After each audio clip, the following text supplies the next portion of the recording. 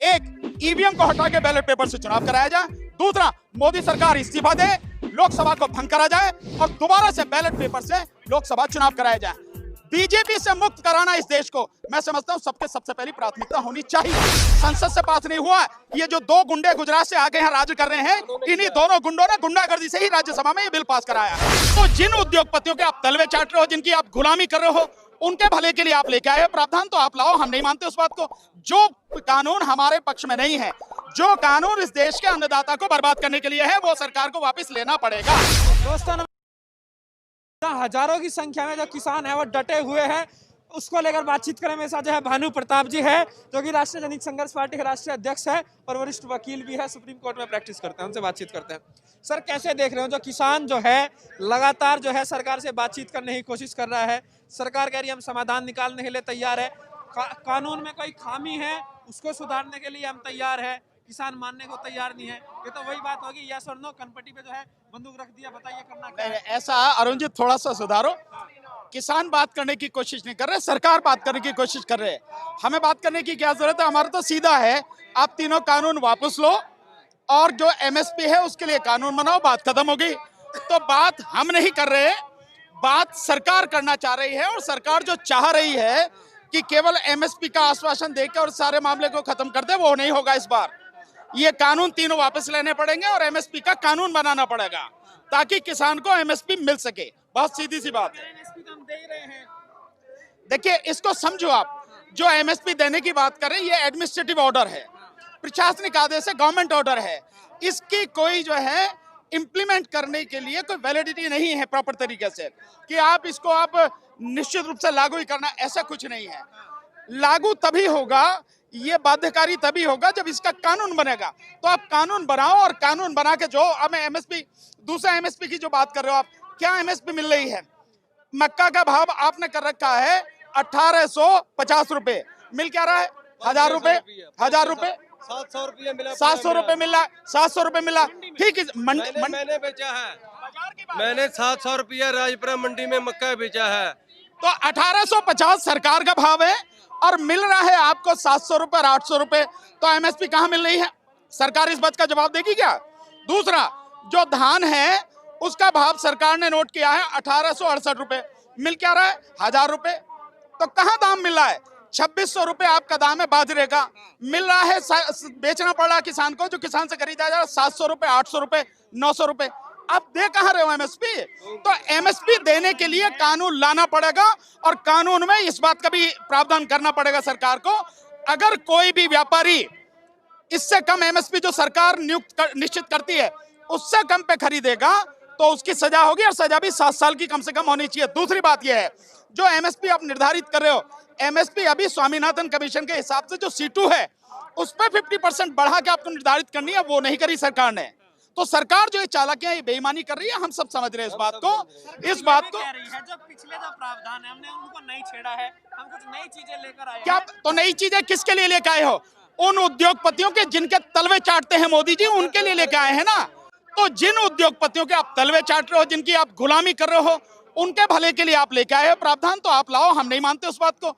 जो कानून हमारे पक्ष में नहीं है, जो कानून इस देश के अन्नदाता को बर्बाद करने के लिए है, वो सरकार को वापस लेना पड़ेगा। आज की जो हालत हुई है, किसान जो है सरकार से बातचीत कर रहे हैं, यस और नो की तख्ती रखकर बैठ गए हैं, वहां जाकर खाना नहीं खा रहे हैं, चाय नहीं पी रहे हैं सरकार की। अगर संसद में बातचीत हो जाती, वोटिंग हो जाती, चर्चा हो जाती, तो इतनी बेइज्जती ना होती। नहीं, निश्चित रूप से मैं तभी तो बता रहा हूं कि सरकार, मोदी सरकार ने जिस तरह से गुंडागर्दी की है, अगर आप समझ रहे हैं आपका कानून बढ़िया है और आपके पास में बहुमत है, तो राज्यसभा में गुंडागर्दी से पास क्यों कराया आपने? राज्यसभा में मत विभाजन होने देते आप, उसके बाद में जिसके फेवर में जाता वो हो जाता। अगर कानून के पक्ष में होता कानून पास हो जाता, अगर वो उसके विपक्ष में होता तो कानून वही खत्म हो जाता। आप कह रहे हैं कि संसद में सरकार पास होगी? नहीं, संसद में आप देखिए, संसद में जो है आप दोनों समझे, लोकसभा में आपके पास संख्या थी, आपने पास करा लिया। राज्यसभा में जिस समय आया और राज्यसभा में उस पे जो मत विभाजन की बात हुई, उसे शोरगुल में गुंडागर्दी के माध्यम से उसको खत्म कर दिया तो मत विभाजन नहीं हुआ, यानी उस पर वोट नहीं पड़ी। राज्यसभा में वोट पड़ती तो वैसे ही साफ हो जाता। और उसके बाद जब आप ये करके ले आए तो आप कह रहे हैं संसद से पास हुआ। संसद से पास नहीं हुआ। ये जो दो गुंडे गुजरात से आके यहाँ राज्य कर रहे हैं, इन्हीं दोनों गुंडों ने गुंडागर्दी से ही राज्यसभा में ये बिल पास कराया है। अन्यथा आप कानून से आप करा के देख लो, आप पास पता लग जाएगी आपको औकात क्या है आपकी। अगर संसद में पास भी हो जाए, लेकिन अब जो है सड़कों पर फेल हो गया है। देखिए बहुत सिंपल सी बात है, जब आपकी संसद जो है गुलाम बन जाए तो सड़क ही रास्ता रहता है। हम तो वैसे भी मिट्टी में काम करने वाले हैं, तो भाई हम तो सड़क पे बैठे हैं। जब तक बात नहीं मानी जाएगी हमारा आंदोलन जारी रहेगा। सरकार या तो अपने हमारी बात माने, नहीं तो ठीक है सरकार को उखाड़ के फेंकेंगे। भारत बंद की तैयारी की जा रही है, 8 तारीख को की भारत बंद करेंगे, 9 तारीख को बातचीत होनी है सरकार से। सरकार से जब बात होगी सरकार बात करेगी। देखिए वैसे बात करने का मतलब नहीं है। बात क्या आप संशोधन की बात कर रहे हैं क्या? हम किसी संशोधन की मांग कर रहे हैं ना, हम किसी भी तरह के संशोधन की मांग नहीं कर रहे। तो बात का क्या मतलब है? हम कह रहे हैं जो कानून बना इनको वापस लो आप, और उसको जो एमएसपी को आप कानून बनाओ। इतनी सी तो बात है, उसमें बात करने की जरूरत क्या है? फिर भी हम सरकार का मान रखते हुए बात करने जा रहे हैं, लेकिन इसका मतलब ये नहीं कि बात करने जा रहे हैं तो जो सरकार कहेगी वो माना जाएगा। इन्हीं शर्तों पर बात करने भी बैठेंगे, कल भी बैठे थे, आगे भी तभी बैठेंगे। या तो ये कानून वापस ले और एमएसपी को कानून बनाए, ये नहीं है तो बात का कोई मतलब नहीं है। और बढ़ा भारत बंद का, भारत बंद होगा और पूरी ताकत के साथ में होगा। हम लोग भी सब लोगों से अपील कर रहे हैं, क्योंकि ये आंदोलन केवल किसान का नहीं है, ये आंदोलन इस देश का आंदोलन है। इस देश को बचाने का, इस देश की जनता को बचाने का आंदोलन है। और मैं तो देखिए बहुत पहले भी कहा था, ईवीएम के विरोध में हम लगातार आंदोलन कर रहे हैं। और ईवीएम जब तक है जब तक ये मोदी सरकार है, और मोदी सरकार जब तक है जब तक ही इस देश में सारी गड़बड़ियां रहेंगी। इसलिए मोदी सरकार को उखाड़ के फेंकना सबसे पहला उद्देश्य होना चाहिए। हम लोग उसी के लिए काम कर रहे हैं लगातार। आपको क्या लग रहा है इस बार का जो आंदोलन है, जिस तरीके से विरोध हो रहा है, ऐसा पहली बार हो रहा है? मोदी सरकार को इतना बड़ा विरोध का सामना करना पड़ रहा है मोदी को। अरुण जी मेरी बात नहीं, आप पूरे यहाँ से लेकर वहां तक जाके देखिए, 20 किलोमीटर तक सारे किसान भाई रोड पे हैं। सरकार को शर्म आनी चाहिए, लेकिन ये तो बेशर्म सरकार है, बेईमान सरकार है, बेरहम सरकार। यहाँ से वहां तक, और आप उधर टिकरी बॉर्डर पे चले जाइए, चारों तरफ जब किसान बैठा है तो हम लोग इस बात को तय करके बैठे हैं कि ये लड़ाई आर पार की। अभी नारा भी सुना आपने कि अब की बार क्या बात, अब की बार आर पार। ये बिल्कुल आर पार की। आर पार ये तब भी हो जाता अगर ये कोरोना का संकट नहीं होता, सीए एनआरसी का जो आंदोलन चल रहा था, हम तभी 4 महीने में इसके घुटने तोड़ देते। लेकिन अफसोस कि कोरोना आ गया और ये सारा मामला गड़बड़ हो गया। पर अब जो किसान मैदान में आया है तो किसान है, ये कोई दलाल नहीं है, ये कोई मतलब किराए पे लाई हुई भीड़ नहीं है। ये अपनी इच्छा से अपनी लड़ाई लड़ने, अपना संघर्ष करने के लिए आए हैं। और ये जब ही जाएंगे जब इनकी मांग मारी जाएगी, नहीं तो नहीं जाएंगे। बहुत सिंपल सी बात। अब की बार जो है लग रहा है कि जो मोदी सरकार है पहले किसानों से पड़ गया, अब की बार हिंदू मुस्लिम में नहीं बट पा। हाँ निश्चित रूप से। अगर देखिए सीए के आंदोलन में ये जरूर वो उसमें करने की कोशिश करते रहे कि ये आंदोलन हिंदू मुस्लिम का है और मुस्लिमों के विरोध में है या इसके विरोध में, वो सब, लेकिन ये आंदोलन किसानों का है। और आप यहां से वहां तक देख रहे होंगे, हर जाति हर धर्म का किसान, वो किसान यहाँ मैदान में आंदोलन में है। तो यहाँ उनका हिंदू मुस्लिम नहीं चलेगा। हिंदू मुस्लिम के अलावा बीजेपी के पास कोई राजनीति तो है नहीं। ये भी है सर, क्योंकि जो सरकार है, जो बीजेपी है, किसान हितैषी होने का दावा करती है, कह रही भाई हम जो है, सुन लीजिए कि किसानों की जो है आय दुगनी कर देंगे, तमाम वायदे किए जा रहे हैं, ये वो सब। लेकिन किसानों से बड़ा वोट बैंक कोई नहीं है इस देश में। नहीं, क्या किसानों को नाराज किया जा सकता है? नहीं नाराज, देखिए एक चीज आप समझिए, इस और ये सबको समझना चाहिए, किसानों को भी समझना चाहिए। आपके माध्यम से मैं सारे देश को ये बात बताना चाहता हूँ, इस सरकार को, अगर हम लोग इस भ्रम में हैं कि हमारी वोटों की जरूरत है, इस सरकार को किसी के वोटों की जरूरत नहीं है। ये सरकार ईवीएम के माध्यम से वोटों को लूट के जीतती आई है।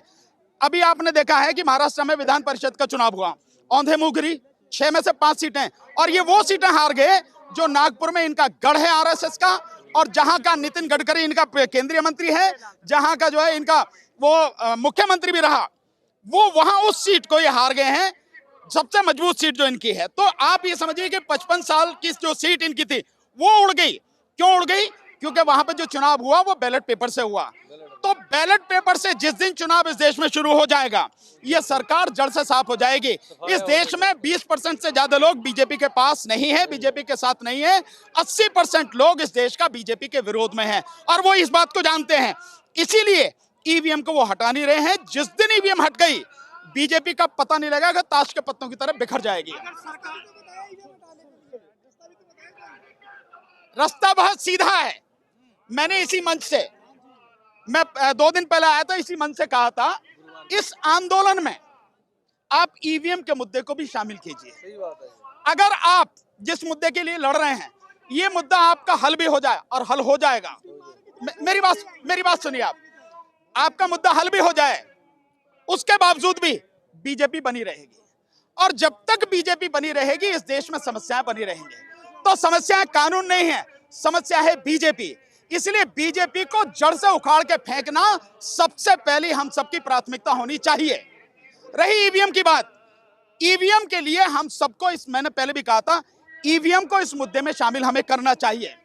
इसका मतलब पंजाब में आप जीत गए, पंजाब में बीजेपी हार गई, इसका मतलब ये नहीं कि ईवीएम में गड़बड़ी नहीं है। आप लड़ किससे रहे? केंद्र सरकार से। और केंद्र में बने रहने के लिए वो सारे काम करती है। जब 2019 का चुनाव हुआ, 2019 के चुनाव में 373 लोकसभा सीटों पर जितनी वोटें पड़ी, उससे 8,000 से लेकर 18,000 वोट ज्यादा निकली। अब मुझे आप ये बताइए कैसे निकली भाई? जब इलेक्शन कमीशन से सवाल पूछा गया, तो इलेक्शन कमीशन ने आज तक इसका जवाब नहीं दिया। आज तक 1.5 साल से ज्यादा हो चुका, आज तक जवाब नहीं दिया इलेक्शन कमीशन ने। इसलिए हमको जड़ को समझना है। तो मैं ये मानता हूं कि इस आंदोलन में जो हमारी मांगे हैं, इसमें थोड़ी सी मांग और ऐड की जाए। एक, ईवीएम को हटा के बैलेट पेपर से चुनाव कराया जाए। दूसरा, मोदी सरकार इस्तीफा दे, लोकसभा को भंग करा जाए और दोबारा से बैलेट पेपर से लोकसभा चुनाव कराया जाए।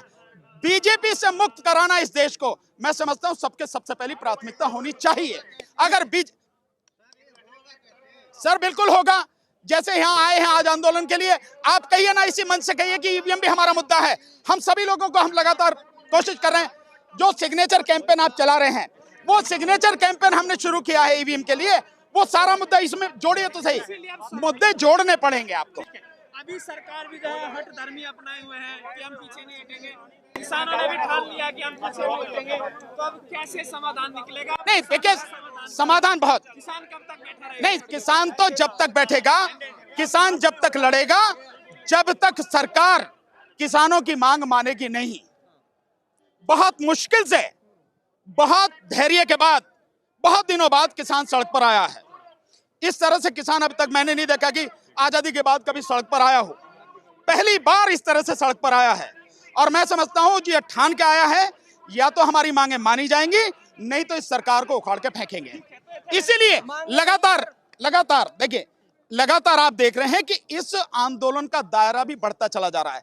भिन्न भिन्न सामाजिक संगठन, भिन्न भिन्न सामाजिक कार्यकर्ता, भिन्न भिन्न तरह के लोग इस आंदोलन से लगातार अब जुड़ते चले जा रहे हैं। और जैसे ये होगा, जितना बड़ा हो जाएगा, उतनी ही सरकार की मुश्किलें बढ़ेंगी, सरकार के लिए मुसीबत खड़ी होगी। तो हमको किसी भी हालत में इससे कम पे जो सोचना नहीं है कि ये कानून तीनों वापस ले, सरकार और एमएसपी को कानून में। अभी एक चीज मैं थोड़ा सा बताना चाहता हूँ, इस चीज को भी हम सबको समझने की जरूरत है। कुछ लोग, क्योंकि सरकार के भी जो हैं कुछ दल्ले हैं जो किसानों में संगठनों में हैं, तो उनमें से कुछ ये कह रहे हैं कि एमएसपी का अगर जो है हमें भरोसा दिला दे सरकार, तो हम ये आंदोलन, हमारे लिए तो उतना ही काफी है। नहीं, जो लोग ये बात कह रहे हैं कि केवल एमएसपी की बात अगर सरकार कर दे तो आंदोलन खत्म कर देंगे, वो सरकार के दल्ले हैं। इन दल्लों से सावधान रहना है। हमारा आंदोलन एमएसपी के लिए नहीं है, हमारा आंदोलन दोनों के लिए। तीनों कानून वापस हो और एमएसपी को कानूनी दर्जा